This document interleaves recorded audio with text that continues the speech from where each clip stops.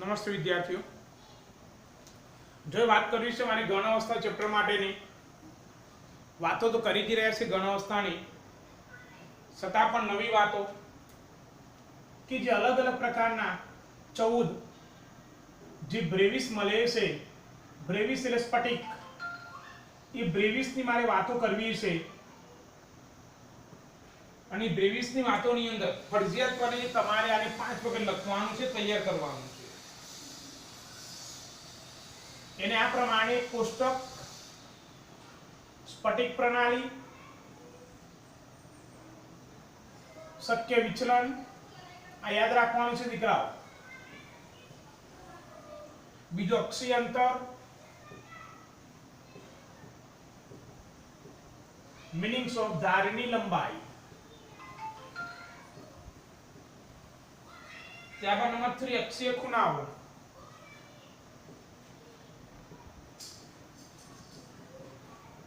અને ઉદાહરણ.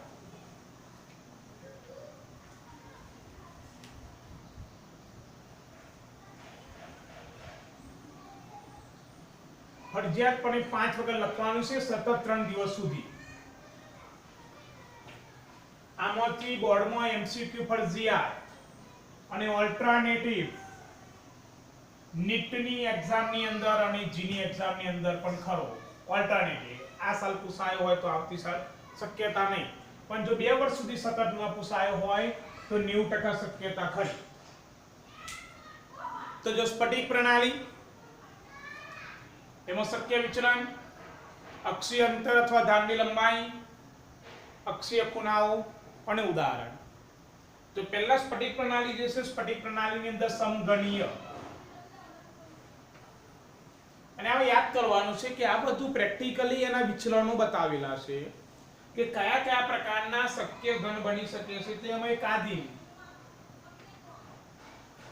નંબર 2 અંતઃકેન્દ્રિત અને નંબર 3 ફલક કેન્દ્રિત.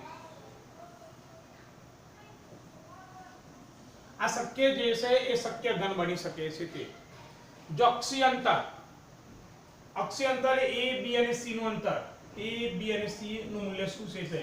અક્ષીય ખૂણાઓ એટલે આલ્ફા, બીટા અને ગામા.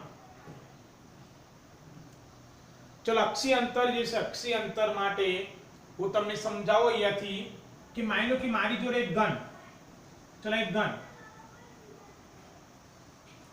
ઘન છે.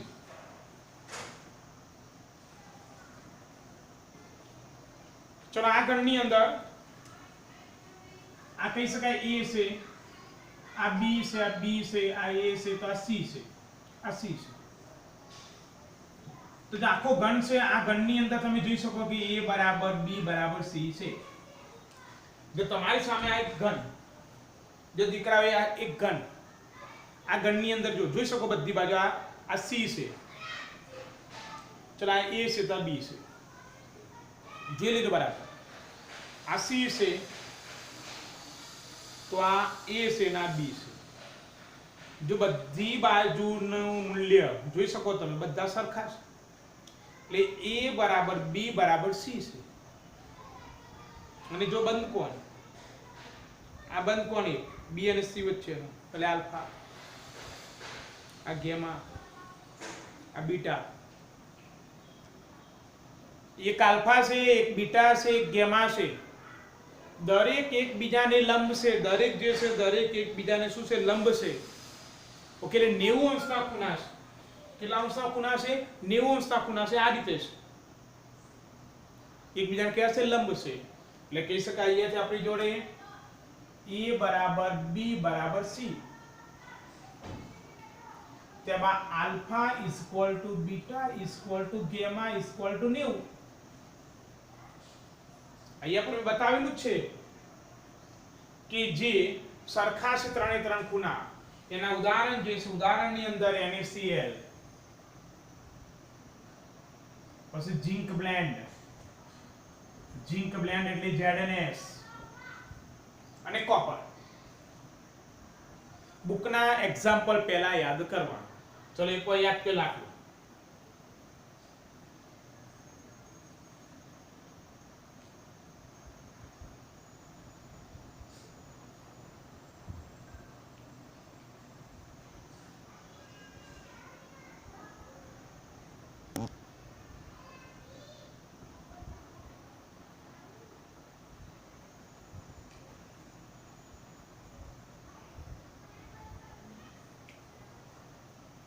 તો ધ્યાન રાખજો ફરીથી ઘનની અંદર એક નાનકડું ઘન જેમાં A છે B છે C છે મગજમાં યાદ કરવાનું છે જો કદાચ ન દેખાયો બોડીની અંદર તો તમારે જે છે એ તમારે ઘનમાંથી સમજવાનું છે ફરીથી એકવાર નજર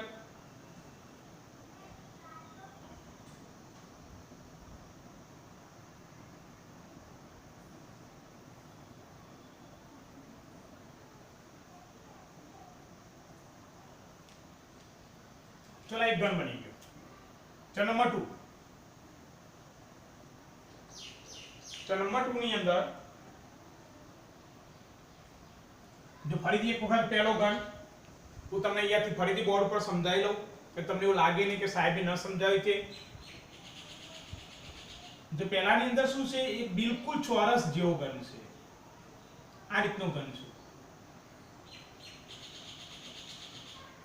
જેની અંદર ત્રણે ત્રણ બાજુઓ એટલે ધાર એમાં A છે કે આ A છે આ B છે આ B છે ચલા C છે C ટૂંકમાં ચોરસ પ્રકારનો ઘન છે કે જે મેં તમને અહીંયાથી આની મદદથી સમજાવ્યું આ ટોટલી ચોરસ પ્રકારનો ઘન છે એટલે A બરાબર B બરાબર C છે અને આલ્ફા બરાબર બીટા બરાબર ગામા ઇક્વલ ટુ 90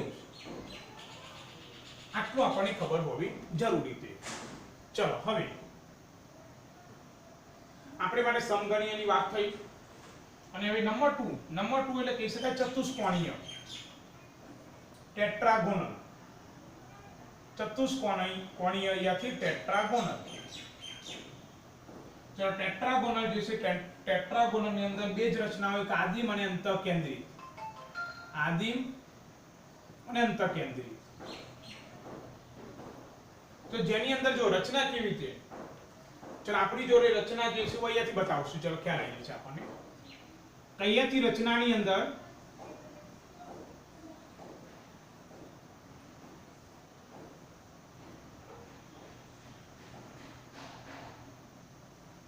જો તમારી સામે મેં બતાવી દીધું આ A અને B સરખા ચલો B અહીંયાથી A અહીંયાથી ચલો આપણી જોડે A પણ C અલગ ટૂંકમાં કયા પ્રકારની રચના બની શકે દીકરાઓથી કે માની લો કે આ જે મૂલ્ય જે છે આ મૂલ્ય બંને સરખા હોય અને આને થોડુંક મોટું લઈ લો આને અહીંયા થોડુંક લંબાઈ વધારી દો અહીંયા સુધી લાવી દો લંબાઈ તો આ C નું મૂલ્ય વધી જશે પણ બંધકોણમાં તો કોઈ ફરક પડવાનો નથી બંધકોણ તો બધા 90 અંશના તેથી આલ્ફા બરાબર બીટા બરાબર ગામા ઇઝ ઇક્વલ શું બની જાય 90 તો ચલો યાદ કરી લઈશું તો નંબર 2 બીજા પ્રકારની રચના જે છે બીજા પ્રકારની રચના તો A બરાબર B પણ C જુદો છે એટલે A બરાબર B not equal to C alpha is equal to beta is equal to gamma is equal to 90 તો એક એક્ઝામ્પલ એના કે સફેદ ટીન હોય તબ CSO4 હોય TiO2 ને કહી શકાય છે રૂટાઇલ चलो याद करता जो उदाहरण जे છે તે સફેદ ટીન હોય TiO2 હોય CSO4 હોય કે પછી SnO2 આ ઉદાહરણ જે છે ઉદાહરણ છે ચતુષ્કોણીય એટલે કે ટેટ્રાગોનલ ના ઉદાહરણ યાદ રાખવા જરૂરી છે કેટલીક વખત આપણને શું કહે સફેદ ટીન એ કયા પ્રકારનો ઘન બની શકે ચતુષ્કોણીય અથવા ટેટ્રાગોનલ આપણે એમ કહે કે TiO2 રૂટાઇલ કયા પ્રકારનો ઘન બની શકે તો અંતઃકેન્દ્રિત કે આદિમ તે પ્રમાણે SnO2 કયા પ્રકારની સ્ફટિક પ્રણાલી તો ટેટ્રાગોનલ આ બધું દીકરાઓ યાદ રાખવાનું છે છૂટકો જ નથી ચલો આ થઈ ગઈ બીજો તો નંબર 3 એટલે કે ઓર્થોરોમ્બિક નંબર 3 ઓર્થોરોમ્બિક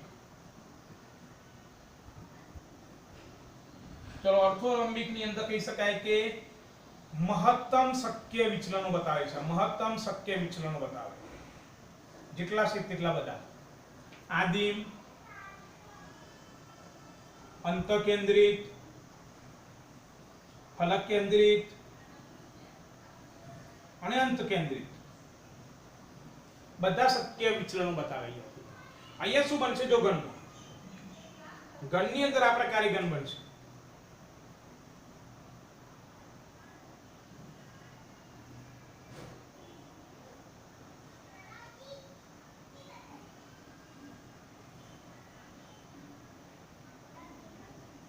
એમાં જો a નું મૂલ્ય જુદું, b નું મૂલ્ય જુદું, c નું મૂલ્ય જુદું, એટલે શું બનશે a not equal to b not equal to c, એટલે a અને b અને c સમાન બનતા નથી, પરંતુ બંધકોણ તો તેના તે જ રહેવાનો. જો અહીંયાથી ખાલી વિચારી લો, આમ જ વિચારો ને. હવે આનું મૂલ્ય અહીંયા લંબાવી દો, આનું મૂલ્ય આમ લંબાવી દો, મૂલ્ય તો લંબાવી પણ બંધકોણ તો કેટલો રહેવાનો? 90 જ રહેવાનો ને, કારણ કે આ તો એકબીજાને લંબ જ રહેવાના છે, કોઈ ફરક પડવાનો નથી. તેથી આલ્ફા બરાબર બીટા બરાબર ગામા ઇઝ ઇક્વલ ટુ 90. તો ચલો એનું ઉદાહરણ જે છે, ઉદાહરણ એક રોમ્બિક સલ્ફર,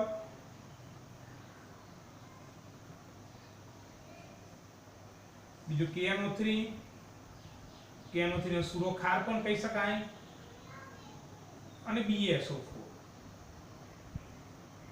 ચલો યાદ કરો, રોમ્બિક સલ્ફર, KNO3 પોટેશિયમ નાઇટ્રેટ અથવા સૂરો ખાર, અને BSO4 બેરિયમ સલ્ફેટ. ચલો મસ્ત રીતે એક વખત તૈયાર કરેલો આટલો કોષ્ટક.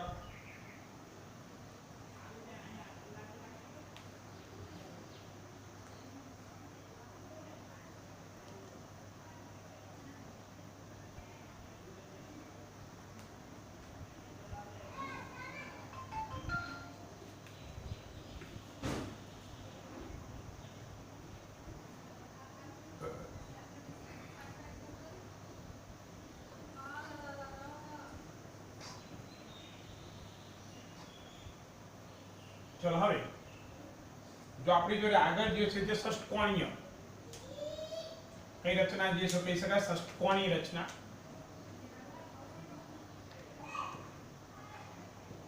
અને તેની અંદર શક્ય વિચલન એક જ આદિમ. જો અહીંયાથી તમને એક ઘન બતાવું છું. જો આ પ્રમાણેનો એક ઘન, બહુ ધ્યાન રાખવા જેવું ઘન જે છે તે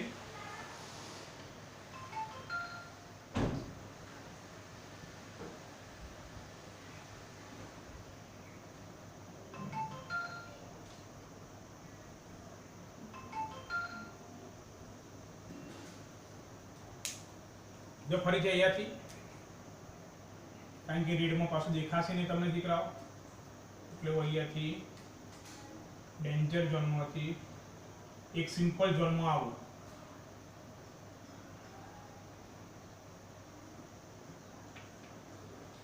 તો સિમ્પલ ઝોનની અંદર આપણે અહીંયાથી બતાવ્યું.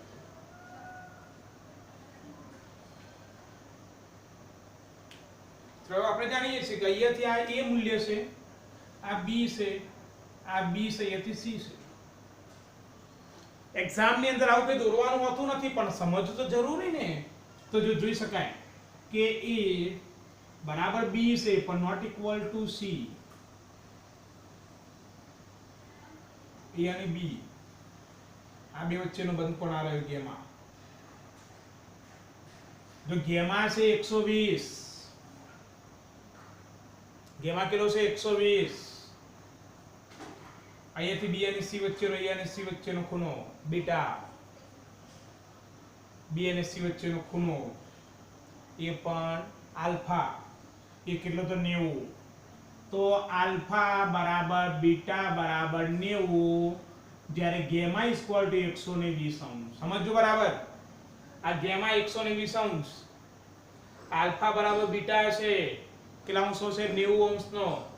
અને શક્ય વિચલન, શક્ય વિચલનની અંદર ગ્રેફાઇટ, ગ્રેફાઇટની અંદર રચના આવી હોય ત્યારબાદ CdS કેડમિયમ સલ્ફાઇડ, અને ત્યારબાદ કહી શકીએ ઝેડએનઓ ઝિંક ઓક્સાઇડ. ચલો યાદ કરી લેજો ઉદાહરણ, ગ્રેફાઇટ, CdS કેડમિયમ સલ્ફાઇડ અને ઝિંક ઓક્સાઇડ. યાદ કરો ફરીથી એક વખત, ષષ્ઠકોણની રચનાની અંદર જો A આ B સરખા છે બંને, C સમાન નથી, અહીંથી રચના બદલાઈ જાય છે, ષષ્ઠકોણની રચના છે. તેથી બંધકોણ જે છે ગેમાનો બંધકોણ 120 અંશનો બને છે, બીજા બધા બંધકોણ કેટલા છે 90 અંશના. ચલો એક નજર.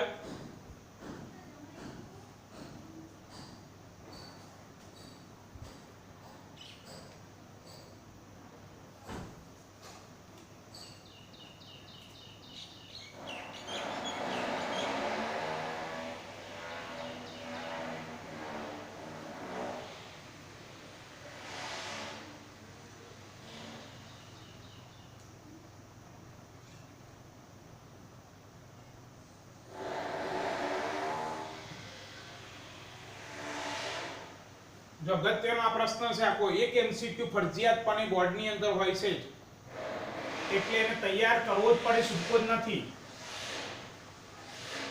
અમુક રચનાઓ 3 ડાયમેન્શનલ છે જે આપણા બોર્ડની અંદર ન સમજાઈ શકાય.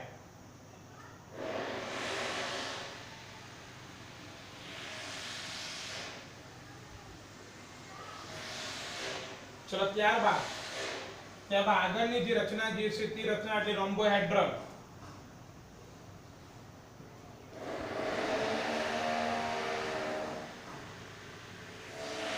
અથવા ત્રિકોણીય. એક જ રચના બની છે તેની આધી બધી બાજુ સમાન, a બરાબર b બરાબર c. જો અહીંયાથી તમને સમજાવી દો તો અહીંયા આ રીતે રચના હશે એની.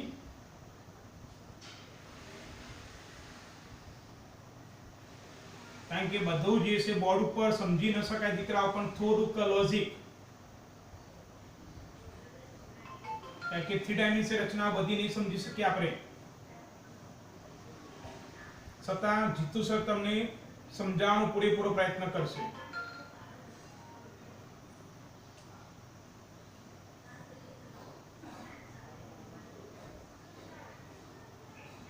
જો કમ્પ્લીટલી આ બધી બાજુ સરખી છે, પણ બંધકોણ 90 અંશનો નથી. અહીં તમને દેખાય છે કે તે બંધકોણ કેટલા અંશનો નથી, તો 90 અંશનો નથી. પણ બધા બંધકોણ જે છે બધા બંધકોણ સરખા છે. આ દેખાય બધા બંધકોણ સરખા, એટલે આલ્ફા બરાબર બીટા બરાબર ગેમા ખરા પણ નોટ ઇક્વલ ટુ 90. તો ધ્યાન આપજો, રોમ્બોહેડ્રલ અથવા ત્રિકોણી આદિમ રચના છે, a બરાબર b બરાબર c છે, ત્યારબાદ આલ્ફા બરાબર બીટા બરાબર ગેમા નોટ ઇક્વલ ટુ 90. અને ઉદાહરણ કેલ્સાઇટ અને સિન્નેબાર. સિન્નેબારને કહી શકાય છે SgS, ઘણા સિનાબાર પણ કહે, મર્ક્યુરી સલ્ફાઇડ. તો ચલો ત્યારબાદ અહીંયાથી કહી શકીએ આપણી પાસે 6 નંબરની જે ગોઠવણી જે છે 6 નંબરની ગોઠવણી મોનોક્લિનિક.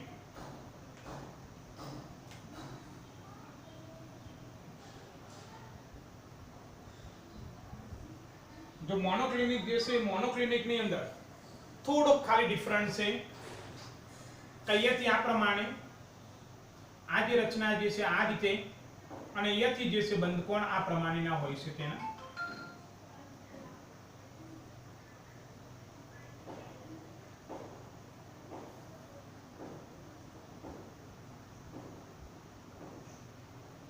તો જો તેની અંદર આ પણ જે રચના બનાવશે ફક્ત ને ફક્ત કહી શકાય કે એક આદિમ, અને બીજી રચના જે છે અંત કેન્દ્રિત. જો અંત કેન્દ્રિત બે જ રચના બનાવે છે, એક મોનોક્લિનિક અને બીજું જે છે કહી શકાય ઓર્થોરોમ્બિક. જો અહીંયાથી આપણને ખબર છે કે આ જે છે એ છે, તો ચલો અહીંયાથી આપણે બી લેતા હતા અને સી લેતા હતા. ચલો હવે આપણે સમજી લઈએ તેને. તો કહી શકાય કે જો એક ખૂણો જે છે, એક ખૂણો અહીંયાથી આપણી જોડે આલ્ફા છે, બીજો ખૂણો જે છે બીટા છે, ત્રીજો ખૂણો જે છે ગેમા છે.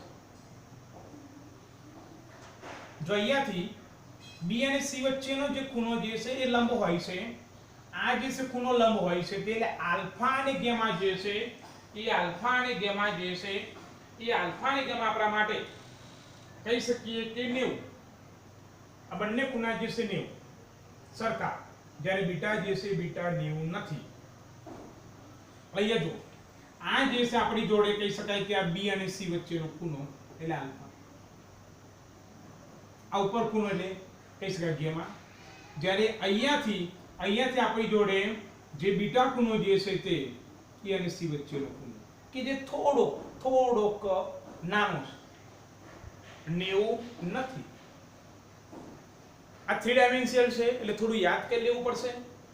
આલ્ફા બરાબર ગેમા બરાબર 90, પણ બીટા જે છે બીટા 90 નથી. અને કહી શકાય બાજુઓ જે છે એ બાજુઓ તમારી સામે જ છે. એ બાજુઓની અંદર કહી શકાય કે જો બધી બાજુ જુદી જુદી, આનું મૂલ્ય જુદું, આનું મૂલ્ય જુદું, એટલે A not equal to B not equal to C. અને ઉદાહરણ જે છે એ ઉદાહરણની અંદર મોનોક્લિનિક સલ્ફર